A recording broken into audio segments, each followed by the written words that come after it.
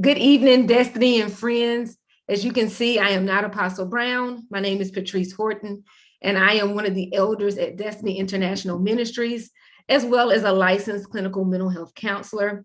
And for the month of May, we've been highlighting Mental Health Awareness Month in lieu of our weekly enrichment studies. And so we've been engaging in what we call conversations with a counselor. And we're so glad that you have joined us on this evening and that you have been with us for the month of May to be a part of the conversation on today.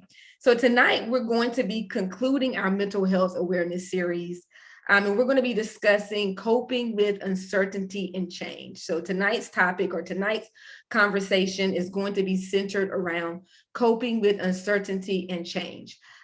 So we acknowledge that for the past 2.5 to 3 years those years have been full of uncertainty and change. Times of challenge for us globally, as a nation, we're in the world, as well as individually, maybe in our families, at work, and in different capacities. So not even just the past 2 to 3.5 years, but also just the past 2 weeks have been difficult for us with the recent mass shootings in our nation. So our hearts and our prayers go out for the families in Buffalo and Uvalde as they mourn the loss of their loved ones. So my prayer for tonight is that the information shared would not only be insightful, but also comforting to the mind and the spirit of those who are watching on tonight. Tonight, I am joined by two colleagues, Christina Tolliver and Sean Roberson. They're going to be helping us in the discussion of being able to cope with uncertainty and change on tonight. But before we get started, I would like to say that our conversation tonight isn't a substitute for a therapeutic relationship with a professional counselor. If you feel like you need to talk to a mental health professional, feel free to contact us at Destiny International Ministries, and we will provide some counseling resources and link you to someone to talk to. Also, if you have specific questions during our conversation or discussion on tonight, you can feel free to leave a comment in the Facebook Live chat, and we'll do our best to get to that on tonight. So I would like to thank my special guests for joining me on tonight, Christina and Sean, for agreeing to participate and be a part of this particular conversation on this evening. Before we jump into the discussion, I'm going to have them introduce themselves to our listening audience. So Christina, I'll go ahead and get started with you. Could you introduce yourself to our audience on this evening? Sure. Hello, Destiny family. I think many of you know me, but my name is Christina Tolliver. I'm a licensed clinical mental health counselor associate. I have been in a mental health field for well over 13 years. My background lends to psychiatric facilities, private facilities, community mental health, now outpatient therapy. I work with all populations. I have seen it all. I have heard it all. There's nothing new in mental health that I haven't encountered. Thank you so much, Christina. We appreciate you being here on this evening. All right, Sean Roberson, can you please introduce yourself to our listening audience?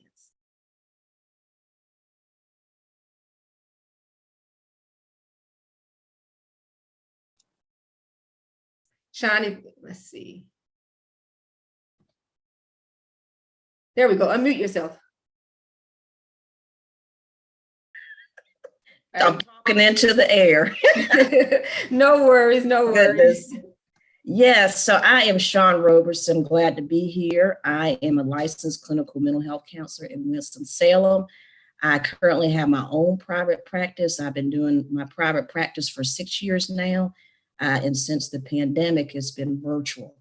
I've been in behavioral health for about 23 years, and I see children, adolescents, families, some couples, and families. So I started off at a residential treatment center for adolescents, and then I went to nonprofit, and then I worked at the community mental health clinic, and also in government at the managed care organization. And now I'm in practice, so I've been around for a little bit. You definitely have, Sean. Thank you so much for being a part of our conversation on tonight. So we're going to jump right in this topic about coping with uncertainty at change. And one thing I will say is that we all deal with uncertainty. We all deal with change. Everyone does. Even though we don't deal with it the same, we deal with it differently, but we all deal with it in some capacity or some way. So my first question for tonight is, what are some common human reactions to change and uncertainty? So I'm going to start off with there. I do have a follow-up question, but I do have that question. So what are some common human reactions to change? Sean, would you like to go first?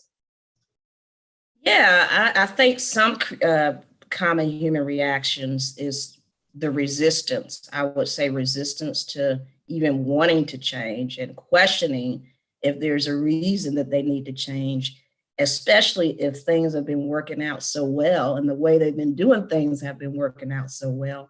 Why do we need to change? So I think the first reaction is just kind of resistance to change. Great. Thank you so much. Mm-hmm. Christina, we'll let you jump in and share your thoughts about what are just some common reactions to change or uncertainty. Yeah. So in addition to resistance, I think fear, right? Mm-hmm. So when your world looks different, when your world feels different, I think that, a lot of people, it feels scary because what I once knew no longer is, and I don't know what my future may or may not hold for me. So it can be, definitely some fear there about how do I navigate through this. Mm-hmm. Yeah, definitely. Thank you guys. Like I feel like those are two good things, like the resistance to change, right? And then this fear of the unknown, right? Of the unfamiliar. What is it going to look like? What will I do? And I think that sometimes even when change, I'll say, even when we experience change that is good, or positive change, that we can still have some of that resistance, or we can still have some of that fear of the unknown, even when the change is good. I'm thinking about two examples in the Bible particularly. So I'm thinking about when Moses is sent down to the children of Israel, right, to set them free. And they're like, hold on. They were even resistant, to Moses because they didn't really know who he was. Is he making trouble for us? So they were even resistant to the change of freedom that God was wanting to usher them into. Another example I think about in terms of just change and some resistance, even with the man who was laying at the pool of Bethesda, right? And he had been there for years, and Jesus asked him the question, say, do you want to be made whole, right?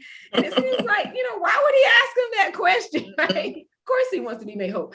But I say that to say, is that change, is something, like I said, happens to all, but even when it's good change, there can be that resistance and there can be that fear. Mm-hmm. So with that being said, how do you guys help, like working with clients or working with individuals in whatever capacity that you work with them in, whether it's community mental health or outpatient, inpatient, how do you help your clients work through some of these reactions, or how can we help people work through some of these reactions? So I'll leave it up. Who wants to go first with that one? Well, I would say one of the things is definitely making a plan.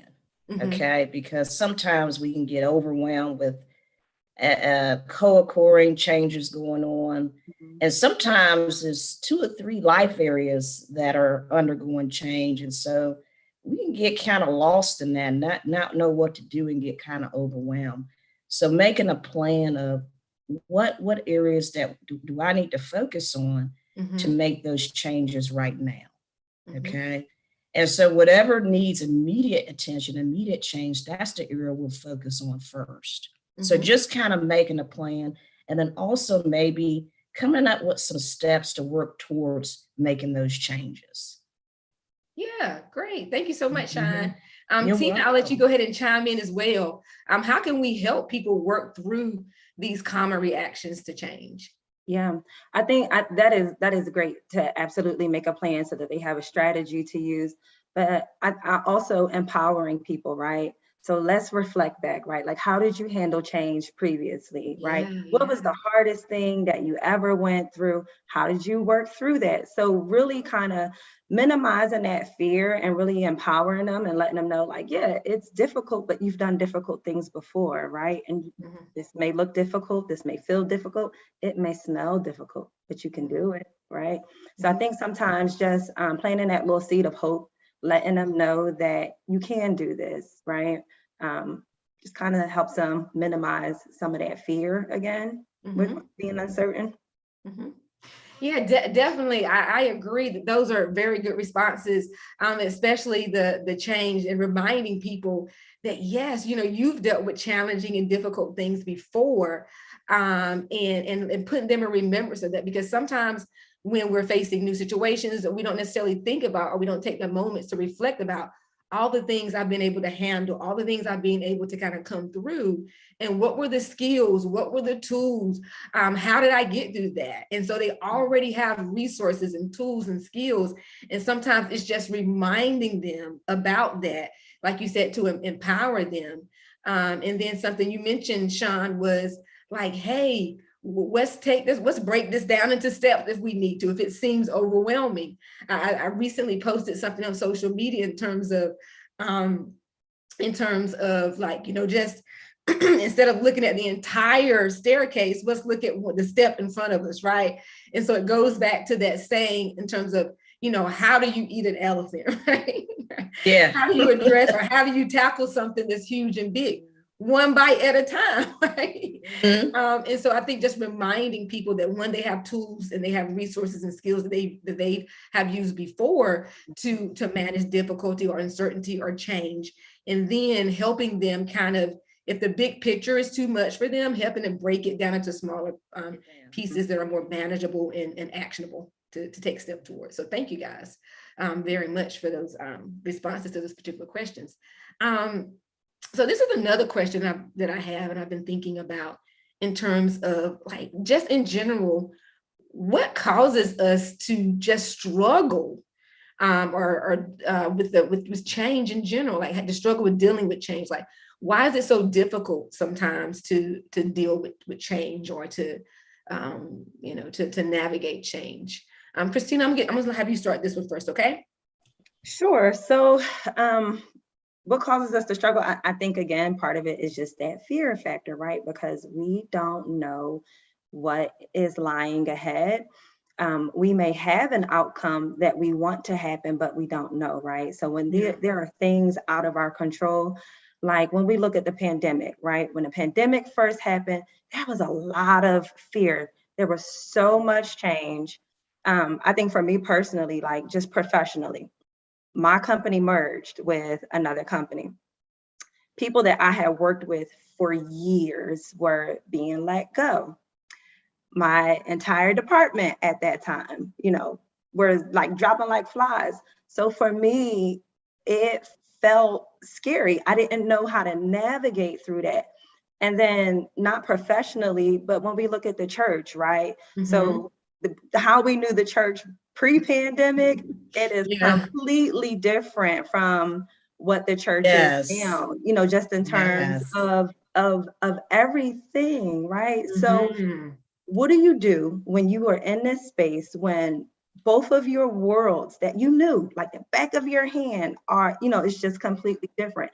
That was very much so difficult for me because I didn't know, right? Are people going to come back? Are people not going to come back? Am I going to have a job? Am I going to be let go? Right? So there was a lot of fear that came up, but what helped was just keeping myself grounded, right? And so I'm sorry, I don't know if that was the question. No, yeah, keep going. You're flowing. You're doing great. You're going great. So what helped minimize some of that fear was having a good sense of my core values, because I know who Christina is. Like, Christina is a clinician, Christina is a worshiper. Those are titles, but at my core, Christina is kind. Christina is loving, right? So no matter what goes on in the world around me, when I come back to my core values of what makes me who I am, then I feel centered, then I feel grounded, and it doesn't matter where I'm at, I'm still going to be the same Christina. Yeah, I love that. I love that response. I'm going to piggyback on that, but Sean, I'm going to go ahead and let you share some additional insights in terms of just the difficulty sometimes that we experience when navigating change. And Christina talked about this different changes, multiple types of changes, but I wanted to see if you wanted to add something to that response, to that question. Yes, we all have at some point struggled with changing. It's very difficult.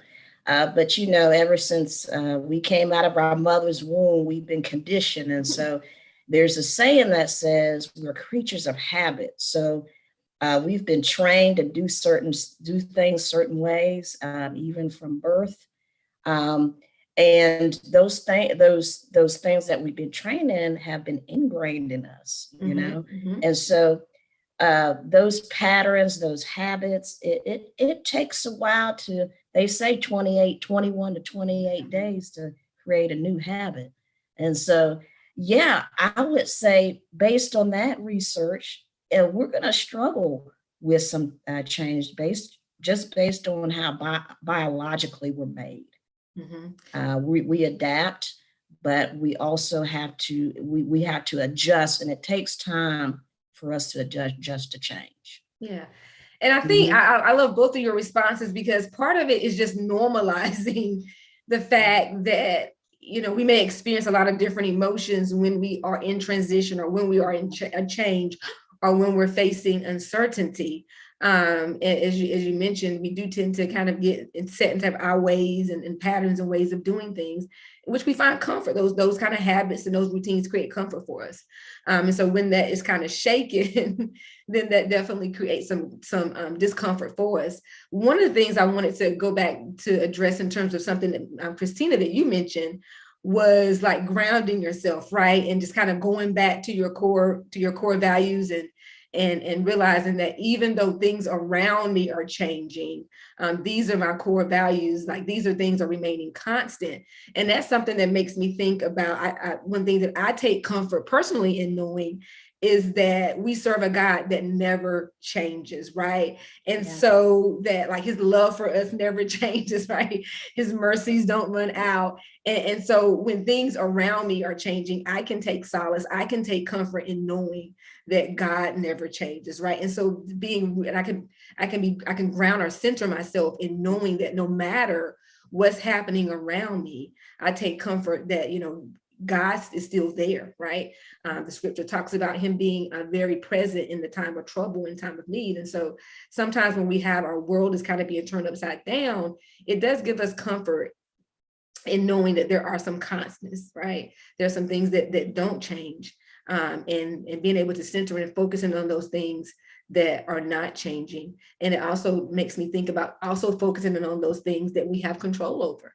So oftentimes when we are dealing with uncertainty, or when we are dealing with change, our tendency is to shift our focus or worry about the things that maybe we don't have control over or have little influence over. And so sometimes when I'm working with my clients, then, we try to shift our focus about, well, what are things that you can manage, right? What are things that you can control, and being able to identify those and help clients work through that. So thank you guys for just sharing those insights in terms of, we're going to normalize that change can be difficult for a lot of us, as I mentioned before, even if it's positive change, even if it's a healthy change or a good change.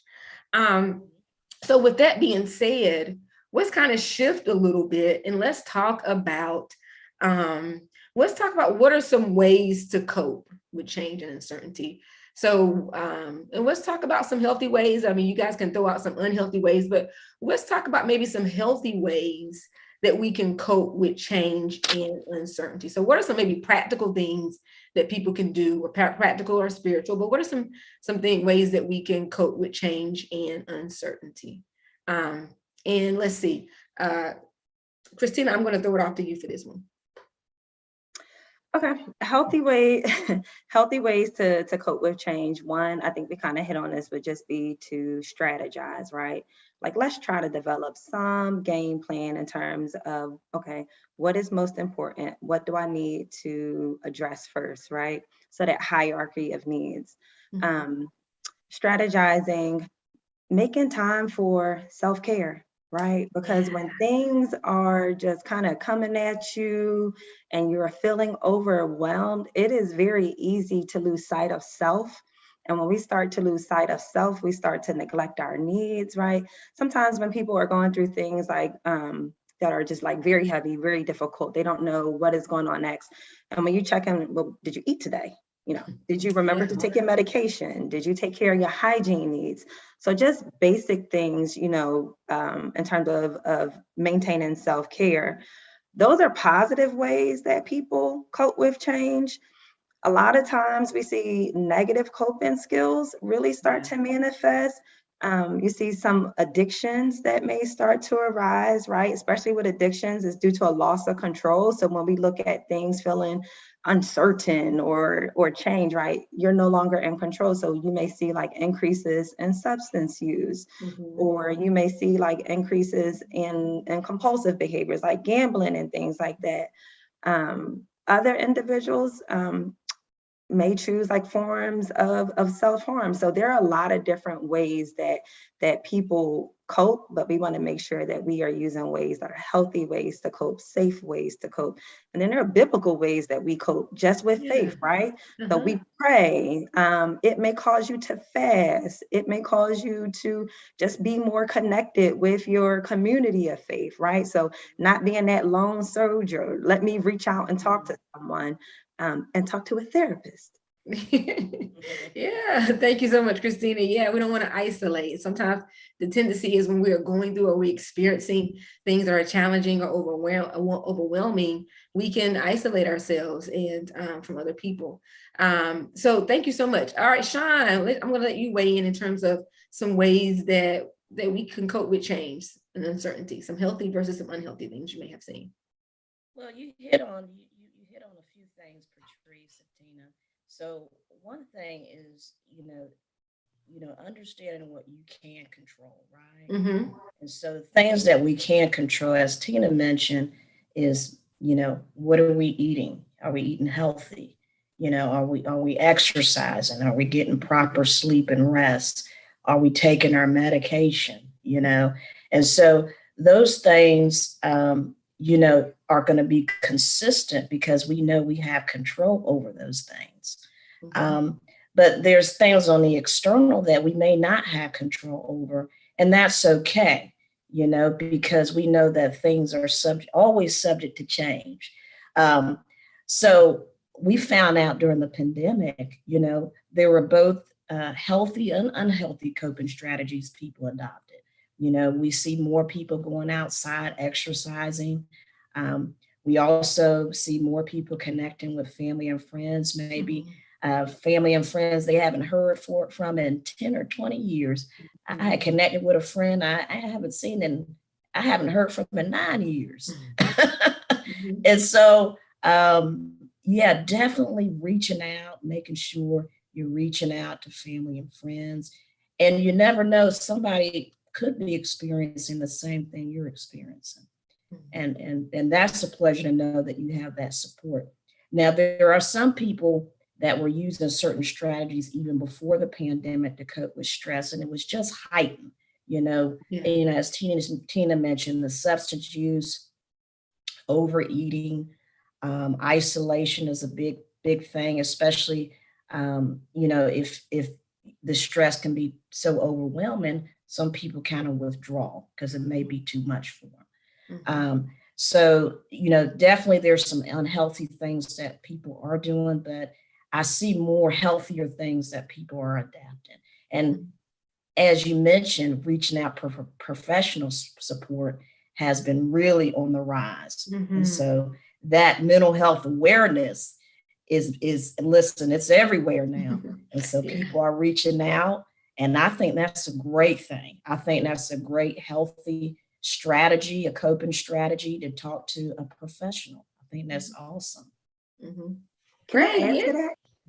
Yes, please share. You mentioned something that was like just key, that just opened up something else. You mentioned adapt, right? So when I think about people's ability to adapt, especially like with the pandemic, like learning new skills, look at all of the new small business owners, right, that opened up.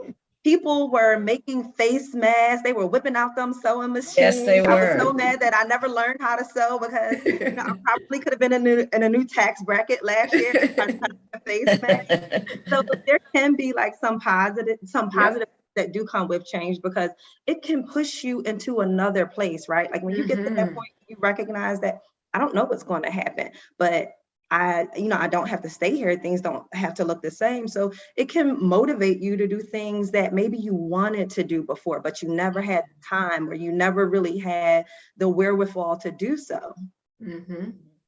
Definitely. And looking at, and also too, you're looking at change as an opportunity versus something that, I'm going to suffer, or this is not going to be good for me. Whether it's good or bad is some kind of opportunity in there. And so looking for that opportunity in that change. And as you mentioned, people were looking aggressively and are still looking. Yes. and new things are being made. So that's a good thing. I love it. I love it. The new opportunities, the adaptability. And what that makes me think about in terms of another way to cope with is just kind of managing our thoughts, right? So making sure that, just doing like a check-in in terms of our thinking, how we're looking at stuff, our perspective, our mindsets, right? That's another way to cope, to be able to cope. Sometimes it's just a matter of looking at things from a different lens, a different perspective, just being mindful of the thoughts that you're having. Are they helpful thoughts? Are they unhelpful? Are they pushing you towards a place you want to be, or are they keeping you stuck, right? So also just kind of thinking about our thoughts, managing our thoughts during times of uncertainty and change as well could be a healthy way to cope with it. So I love it. I love it. And one other thing that I thought about, and this is something that I often share with my clients, especially those who may deal with anxiety or depression, is something called like just practicing gratitude. And so I often have my clients, depending on why they come in. So for some of my clients, we do like gratitude journals, because sometimes when things are overwhelming, it's really hard for us to see the things that are going right, the things that are going well. But having some intentional focus on those things helps kind of rewire our brain, because our brain is wired to kind of pick up on those things that are going bad or not going well. So I have clients just practice gratitude. So take some moments throughout, towards the end of your day to reflect on something that went well, a time that you laughed, something that made you smile, something positive you saw someone else do. Sometimes I say just finding moments of joy throughout your day can also be a healthy way of just coping with uncertainty and change, because oftentimes that just changes our perspective and changes our outlook when we're able to kind of practice this gratitude. Sometimes when I'm working with kiddos, I'll say, how can we find the rainbows, right? We're looking for the rainbows, right? As some people call it, like the silver lining, but sometimes just looking for those things that are also going right, because those things may not necessarily jump out at us, but being intentional about looking for the things that are going well. In addition. So thank you, ladies. This is great. So a question, another question that I have is something that I think that Tina maybe had alluded to in terms of how can we just maintain our identities or a sense of self while coping with change and uncertainty? Things around us may be chaotic. And so how can we maintain our identities or a sense of self while coping with change and uncertainty? And Tina, I'm gonna throw this off to you, and then Sean, I'll have you piggyback, okay? Okay. Yeah.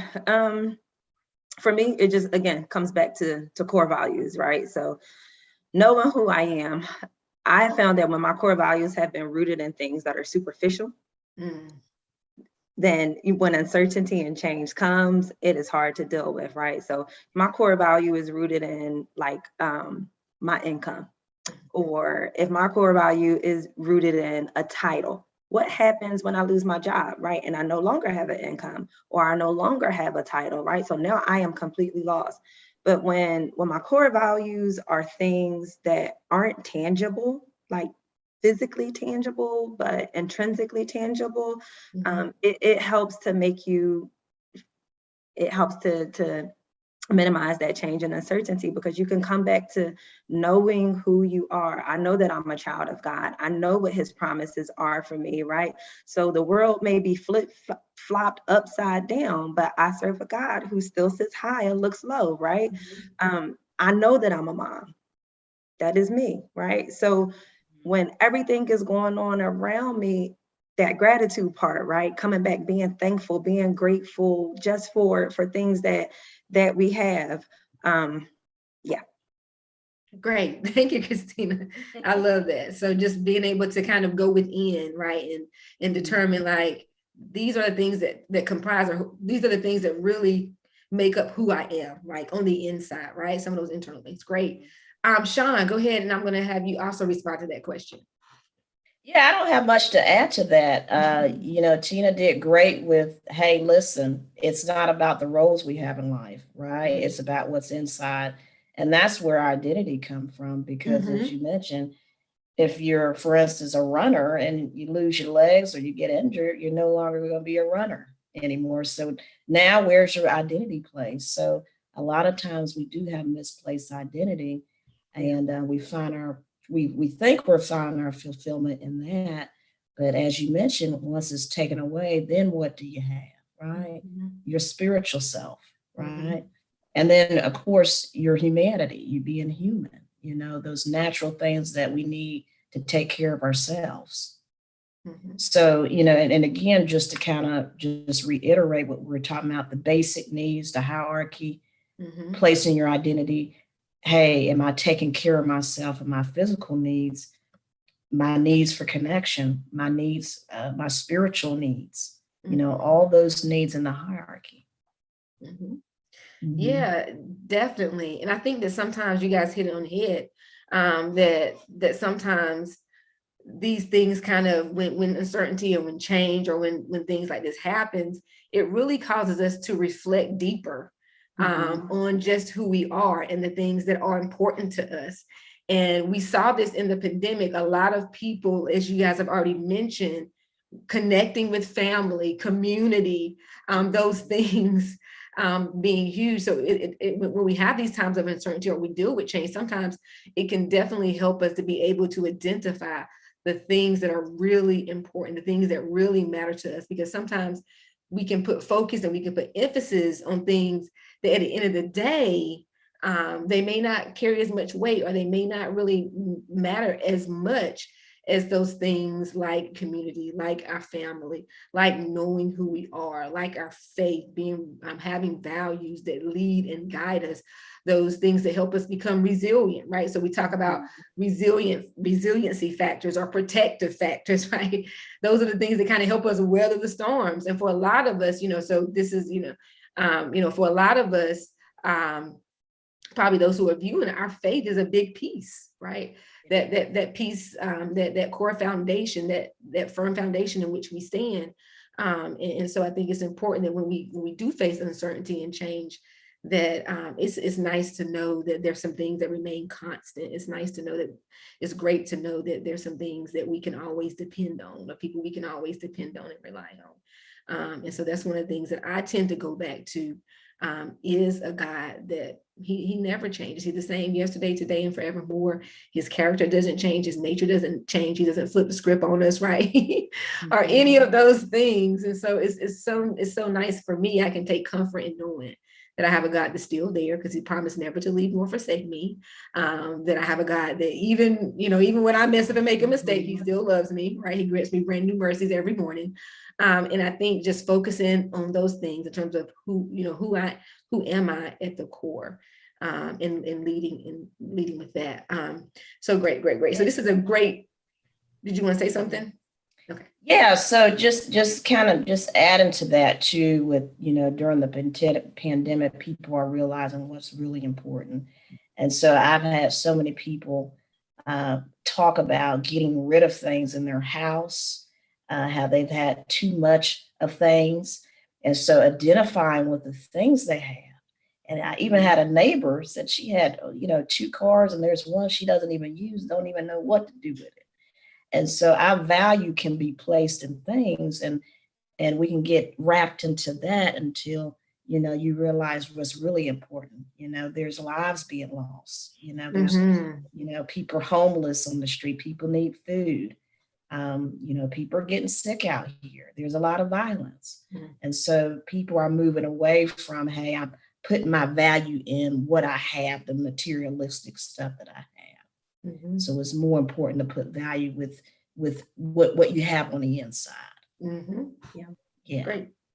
I think another thing that came up as we were discussing this, maintaining your identity, just reframing your perspective, right? So how are you seeing it? Because I don't want to dismiss like career things, right? Because some people hold who they are in their career like very, very strongly.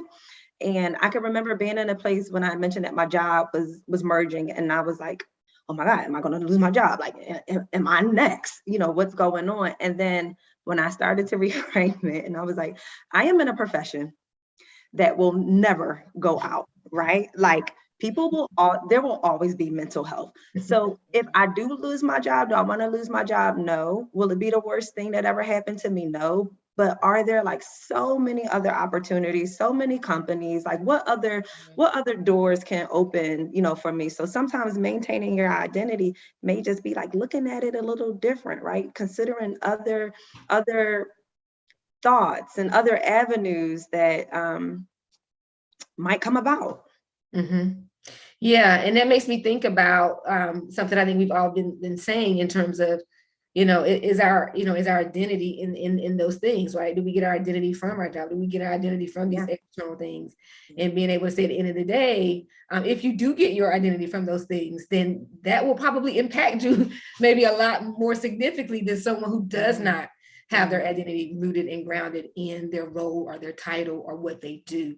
And I've seen that too, because sometimes people can kind of, they can, just based on things that have happened to them, those things, as you mentioned, Tina, can be very important to them. As you mentioned today, at the end of the day, if something does happen and I'm no longer in that particular position, who am I? And that is something that I personally had to deal with just in health challenges that I had years ago. And it took a while for me to get to that place where I realized that my identity was not in what I did in terms of my job or my role. And for really, God had to really just help me see my identity in Him and who I was as a person, because it just rocked my world. And so sometimes, but I thank God for that experience, because it did help me when I was rebuilding, as I'm growing and healing. Then I could heal properly and have a right perspective of who I am.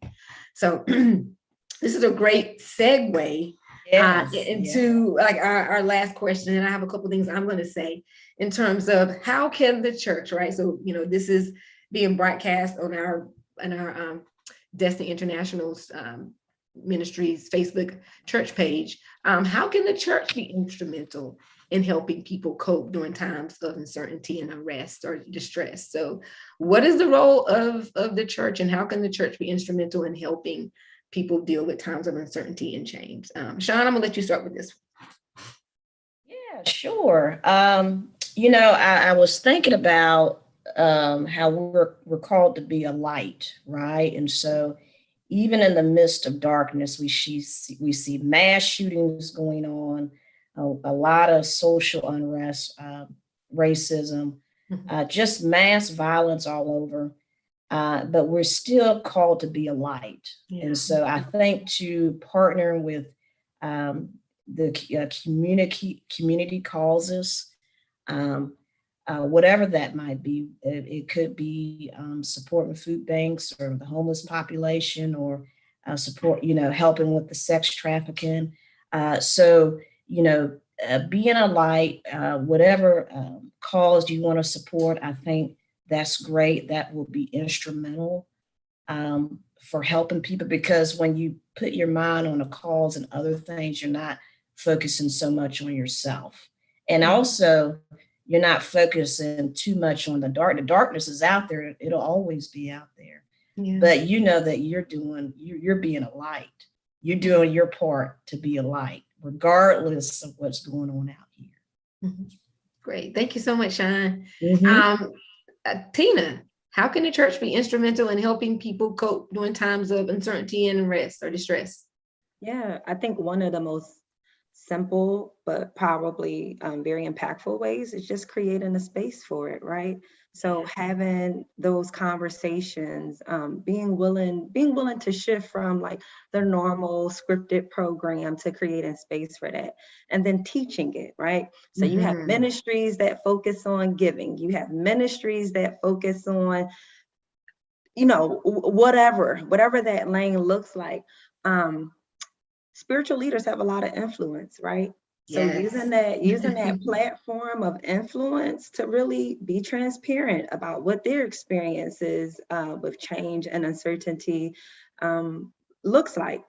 You got to talk about it. You got to teach about it. You got to give people skills to know. But I think coming back to the original first part of the question, like what is most important is just normalizing it, being transparent about it, right? And creating that space that something's not wrong with me because I don't really know how to deal with change.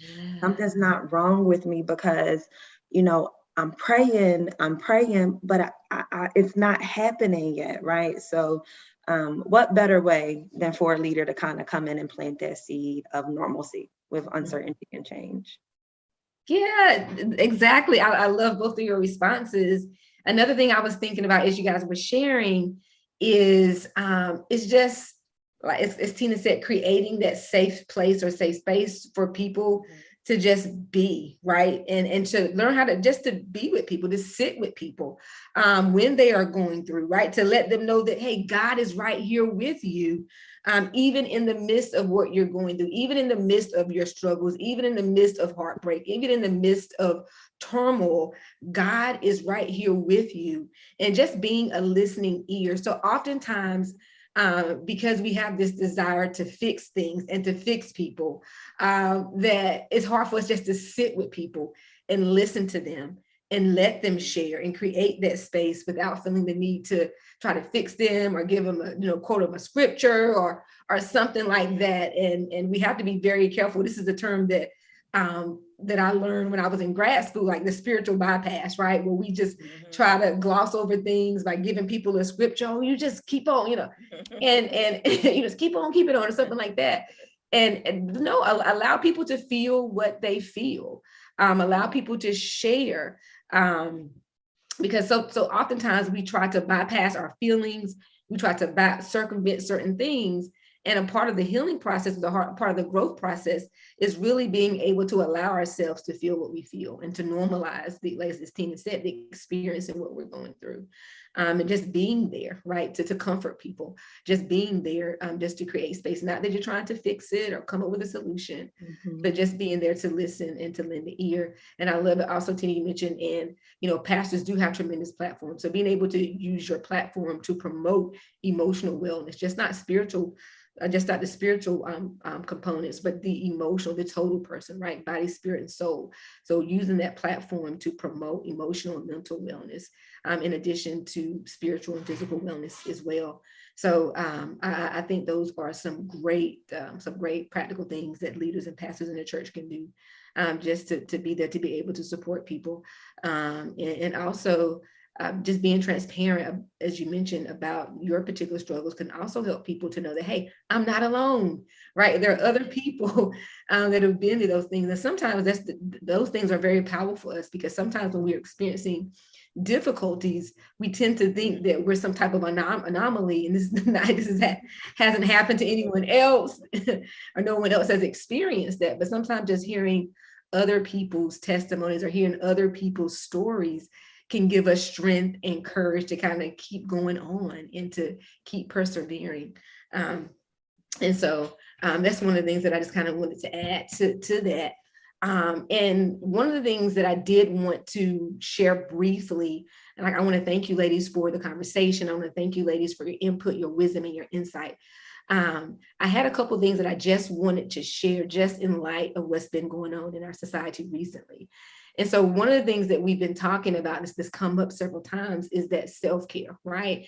And so what is self-care when we hear difficult news, right? So what are some types of ways that we can care for ourselves when we hear difficult news. And so these are some of the things that I had, got from not from social media, but from someone I follow that are practical things that I just want to share with our audience. And Sean and Tina, you guys can feel free to join in and share.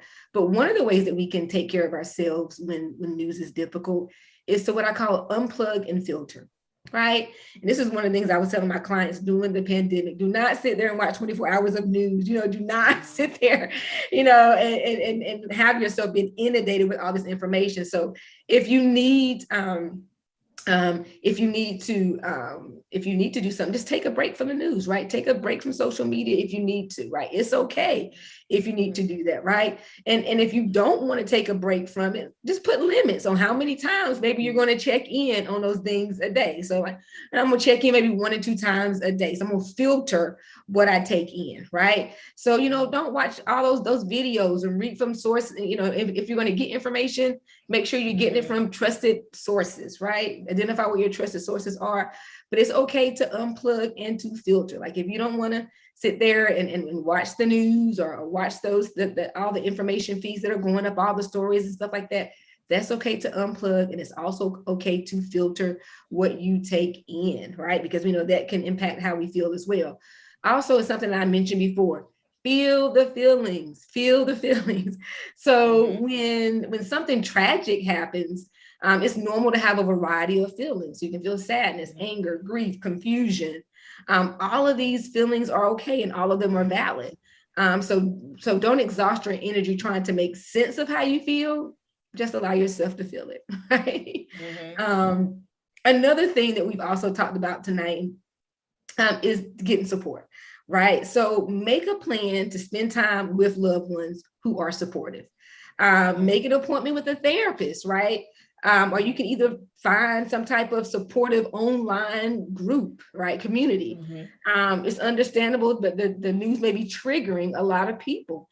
And so spending time with those people who care can be help, right? We want to kind of counter some of that stuff. So finding those supports. Another thing is to remember that grief is complicated. And what I mean by that is sometimes it may feel weird to experience grief about someone or something that doesn't personally impact you, right? But that's normal too. All of us have been impacted by the things that have gone on with the mass shootings and the unrest in terms of social unrest, right? So it's normal to feel grief or experience grief. Even about things that don't personally impact you. That's normal. It's also very likely that another loss in your life, it can sometimes reactivate or activate maybe a loss that you have experienced, right? So all I want to say is be gentle and be kind with yourself. Be gentle, give yourself grace, and remember that grief can be complicated. And so some people may be wondering, well, how do I talk to my children, right? Tips for discussing like current events with your children. And so, and that kind of piggyback, before I jump to Sean and Tina, did you guys want to say anything about the self-care piece for difficult news? I don't know if you wanted to piggyback on any of that. I don't have much to say about the self-care or the news. I did have I know it's kind of backtracking about the church, but you had mentioned grace and extending grace to people, particularly knowing that no one's perfect. Okay, I think there's a lot of judgment in the church, and then you kind of move people away from the church when you start to judge, and it particularly with mental health. If someone's having mental health issues, there's all kind of myths about it's of the devil and different things out there.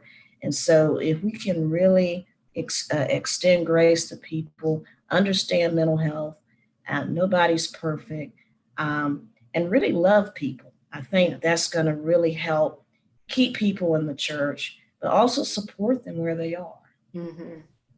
Exactly. Thank you for going back and sharing that.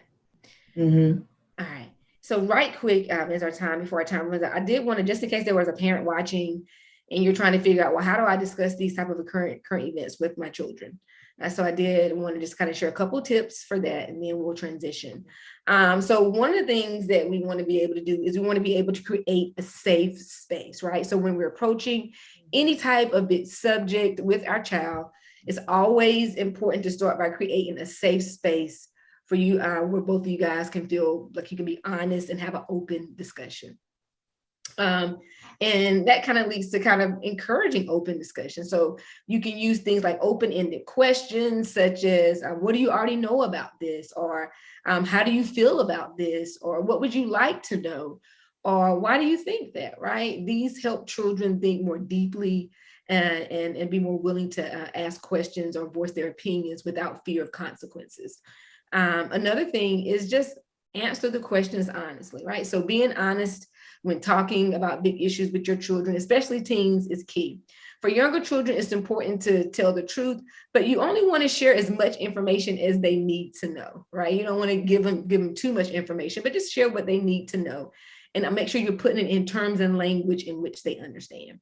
And this honestly will help to calm any fears or worries that they may have and help them feel safe, right? So just answer the questions honestly. Also, you want to encourage what we call independent research or fact checking, especially for your older teens, right? So if your child is curious about the validity of a piece of information, encourage them to research for themselves. Teach your children to ensure that their sources are credible, right? By asking them questions like, well, where did you get this where did this information come from? Kind of who says it? Do they have anything to lose or gain from the outcome of sharing this information? So asking critical questions, to determine the source and whether or not the source is valid can also help with the fact checking, right? And it also just helps your children develop critical thinking skills. Another one thing, and in fact, last thing I want to say is just keep the conversation going, right? So make these conversations a regular occurrence.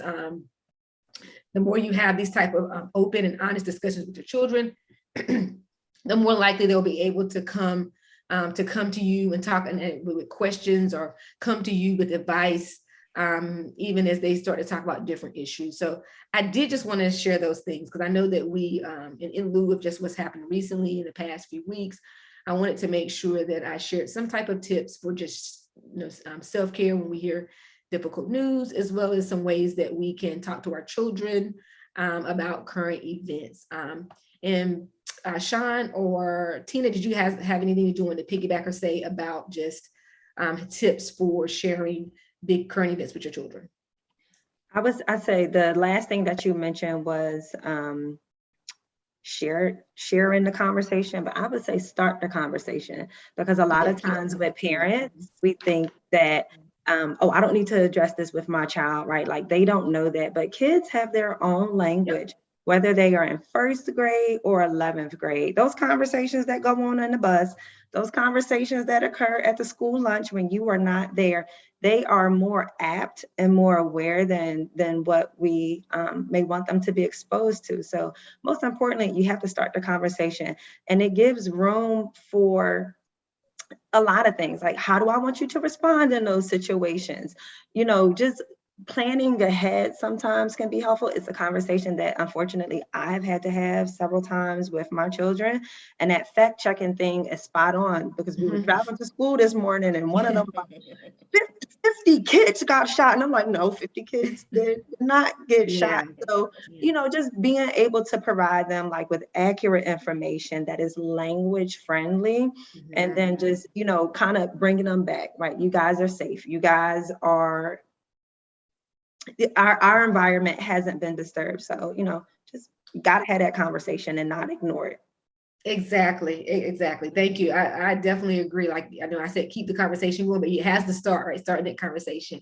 And I would say like, just being there and don't overreact or over-respond when they start to have that conversation, because that can shut it down or hamper it. So thank you so much, Tina, for sharing your input about that. And I want to say just thank you everybody for joining. I'm going to check right quick to see if we have any questions on social media. And if not, we will go ahead and move forward with our offering. I'm checking right quick. I don't think. And if not, we will go ahead and move. Okay. I don't see any, but if you have a question, something that did not get answered on tonight, just feel free to leave it in the comments. We will go back through it and we will try to respond to that on tonight. I would like to say thank you again to Christina and to Sean for joining me on tonight, for being a part of our conversation on coping with uncertainty and change. I pray that you were blessed by the information on tonight, and that you walk away with some practical tips and things that you can do to manage and deal with uncertainty and change in your life, and maybe in the life of your family, in the life of your children. I would also like to extend a special thank you to our pastor, to my pastor, Apostle Shirley Brown, for giving us the opportunity to highlight and discuss these various topics throughout Mental Health Awareness Month. We are truly appreciative that you are definitely a pastor that is concerned about our emotional and the mental and the physical and the spiritual health of your congregants. And so I would like to salute you and say thank you for this opportunity. I think this is probably like our third or fourth year doing this, but we do something a little bit different every year. But every time I reach out to Apostle, she's like, yep, whatever you want to do, give me the details, write it up, submit it to me. I am on board. So I'm just grateful to be in a ministry that definitely highlights and encourages us to take care of ourselves, our entire selves. With that being said, we're going to go ahead and shift into our giving. Even though we are not, this is not our traditional enrichment studies, we're going to go ahead and shift to our giving. I want to say thank you to our special guests. You guys can go ahead and mute yourselves and mute your cameras. And I'm going to pull up the slide for our giving, and we're going to move forward on tonight. So as I mentioned, I'm so grateful for this opportunity, and I hope that you have been blessed by the information that has been shared on this past month. All right, so our ways of giving are on the screen, and our ways of giving are on the screen. So we thank you for, let's see. So you are able to, if you want to sow into our ministry, all you have to do is go to destinyintministries.org/online giving, and you will see the various ways of online giving. If you want to be a blessing or sow a seed into our pastor, her Cash App is Arise and Soar. Her Zelle is Shirley R. Brown at att.net. And PayPal is Arise and Soar 2020. And if you just want to put it in the mail, you can simply mail it in at 3329 Forestville Road, Raleigh, North Carolina, 27616. So the ways to give are definitely on the screen. Like I said, we thank you for joining us in on tonight, or we thank you for catching the replay. So please don't forget to sow your seeds and to be a blessing to the ministry, especially if you've been blessed by the ministry at any point in time throughout the year. Please feel led to sow a seed on tonight. And what we would like to say is just thank you and God bless. And we just want you to have a great week, and just know that God is with you, and in times of uncertainty and change, that He is definitely here to keep you.